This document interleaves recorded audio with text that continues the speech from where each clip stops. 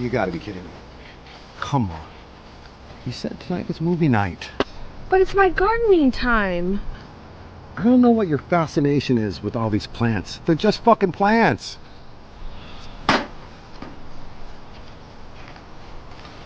Miss Thompson. How are the plants doing?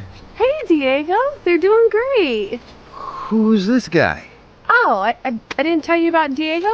No. This is Sheila's son from next door. He's home for a few weeks for college. Yeah, I'm here for a couple weeks, and I asked Miss Thompson if I could help her with the plants. Oh, you're gonna help her out with the plants. As long as you don't steal my wife, everything is good.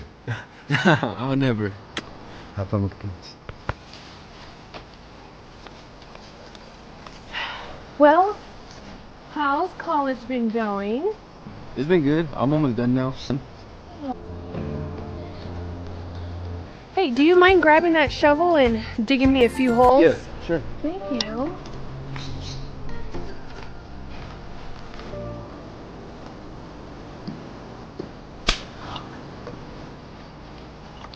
It looks like gardening isn't the only thing you wanted. Gardening is nice, but